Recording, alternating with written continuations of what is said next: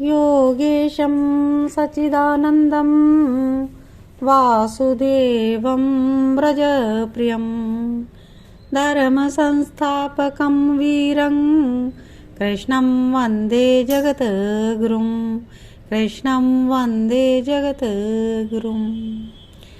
हरे कृष्णा। सभी भक्तों को सभी का स्वागत कृष्णा डिवोशन चैनल पूजा कृष्णा दासी के द्वारा आप सभी श्रवण कर रहे हैं श्री कृष्ण चरित अमृतम। और आज हम पहुंच चुके हैं भाग 184 पर।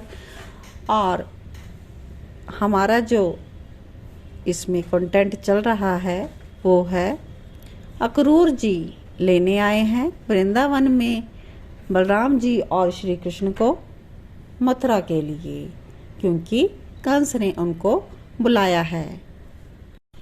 कंस को पता है कि श्री कृष्ण ही उनका काल है और वो इसीलिए बालक कृष्ण को खत्म करवाना चाहते हैं, लेकिन बहुत प्रयासों के बाद भी वो अपने कार्य में सफल नहीं हो पाया।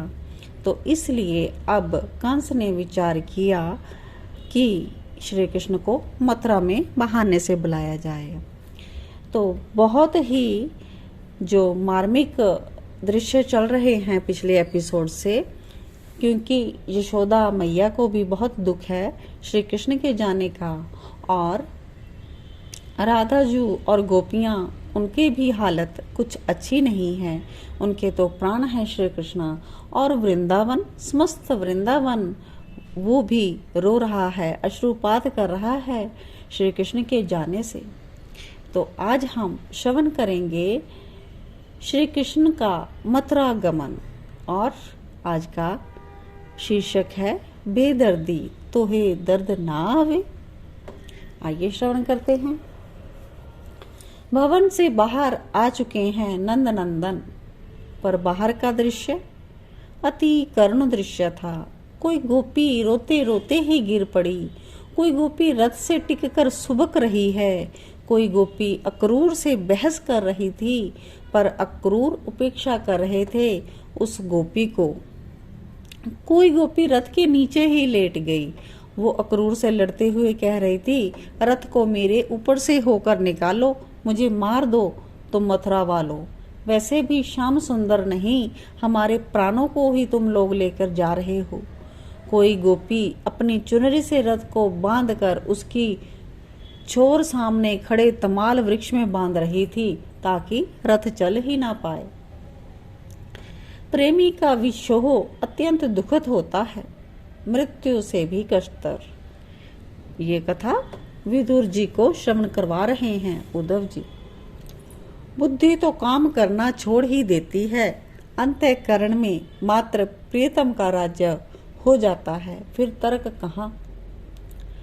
सब गोपियां भवन की ओर देखने लगी। आ गए श्याम सुंदर अपनी मैया यशोदा के साथ भवन से निकल रहे हैं। पर श्री राधा रानी श्याम सुंदर को देखकर दूर चली गई और दूर से ही अपने प्यारे को निहारने लगी। गोपियों ने घेर लिया श्याम सुंदर को। हम नहीं जाने देंगी तुम्हें, हे श्याम मत जाओ ना, हम कैसे रहेंगी तुम्हारे बिना। श्याम सुंदर कुछ नहीं कह रहे, बस देख रहे हैं अपनी इन बावरी गोपियों को, इनकी दशा उफ। और गोपियां कहती है, जिद्दी हो तुम, बहुत जिद्दी, तुम जाओगे हमें पता है तो जाओ, पर हमें कुचल दो अपने इस रथ के पहिए से, क्योंकि हम तुम्हारे बिना जी नहीं पाएंगी। मार दो हमें, वध कर दो हमारा, फिर खुश होकर जाओ। इतना कहते हुए गोपियां रथ के पहिए के आगे गिर गई। रथ के आगे सब लेट गई और अक्रूर से बोली, दया मत करना, कुचल ही देना। प्रीतम के रथ के पहिए से कुचलकर मर जाएंगी तो हमें यही मिलेंगे अगले जन्म। आगे बढ़े नंदनंदन गोपियों के पास गए, उन्हें उठाया और सबको अपने हृदय से लगाने लगे। श्याम सुंदर के हृदय से लगते ही सब और रोने लगी।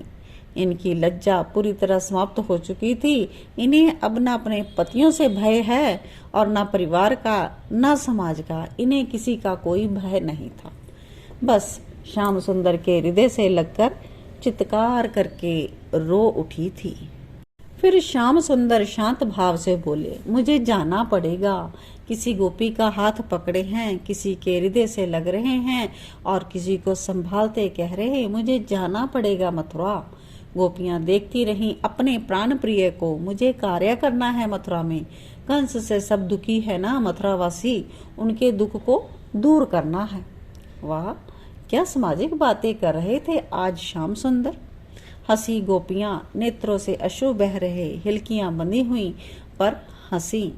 मथुरा के दुख की बड़ी परवाह है आपको नंदनंदन, और हमारा दुख? कंस के अत्याचार को समाप्त कर मथुरा वासियों का कष्ट दूर करने जा रहे हो, जाओ, पर हमारा क्या होगा? सिर झुकाकर खड़े रहे श्याम सुंदर। क्या उत्तर देते अपने इन प्रेमियों को?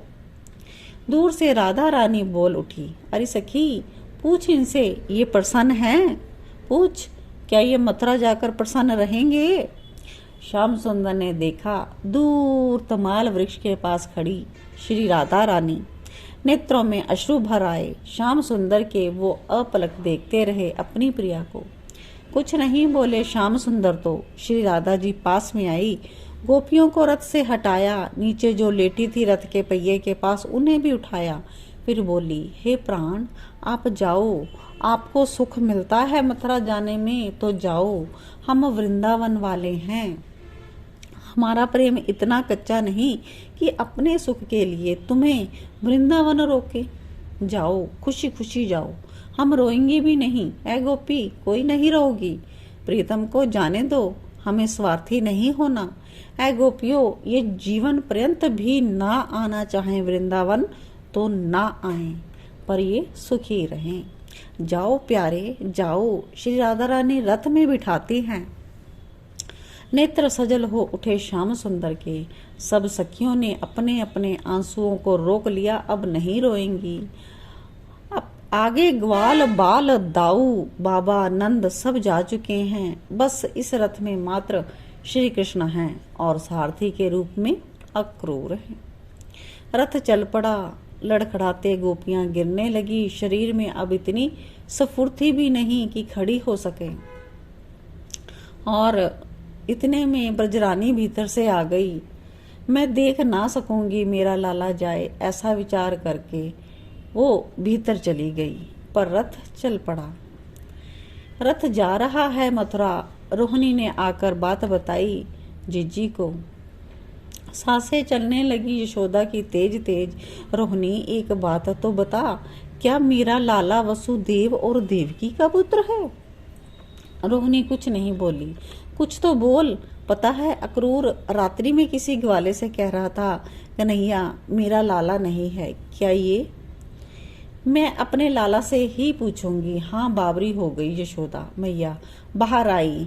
रथ जा रहा है। यशोदा ने देखी तो वो पागलों की तरह दौड़ी। कोई तो रोको, मेरे लाला को रोको, मेरा लाला जा रहा है, रोको रोको, रथ को रोको। अब मैया दौड़ रही हैं तो श्री कृष्ण ने देखा रथ के पीछे मैया आ रही हैं, दौड़ते हुए खड़े हो गए। गंभीर होकर बोले, काका रथ रोकिए। रथ रुका। उतरे श्री कृष्ण। अपनी मैया के हृदय से लगे। क्या हुआ मैया, बता ना क्या हुआ? हिलकियों से रो पड़ी मैया। ऐसी दशा अपनी मैया की कन्हैया ने कभी ना देखी थी। ये अक्रूर है ना? हाँ मैया, ये अक्रूर है। क्या हुआ? ये बहुत बेकार आदमी है।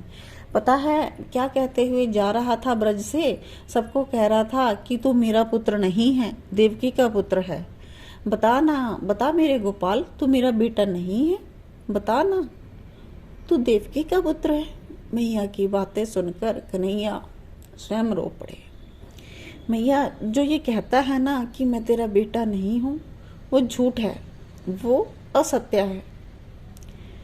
ये कन्हैया किसी का पुत्र है तो मात्र यशोदा मैया का। मैया कन्हैया के उन कोमल हाथों को छूने लगी। इन्हीं हाथों से मैंने रस्सी बांधी थी। भूल जा लाला मेरे, भूल जा। सुन, तुझे कष्ट हुआ होगा ना, इतने कोमल हाथ मैंने तुझे बांध दिया था। एक मटकी के लिए इस निर्दयी यशोदा को बांध दे। ये कहते हुए यशोदा जी गिर गई धरती पर। अपनी मैया को देखते रहे कन्हैया, अपने अश्रुओं को पोंछते रहे। गोपियों ने यशोदा मैया को संभाला और कन्हैया रथ में बैठकर चल पड़े मथुरा की ओर। मथुरा की ओर। जय जय श्री कृष्ण।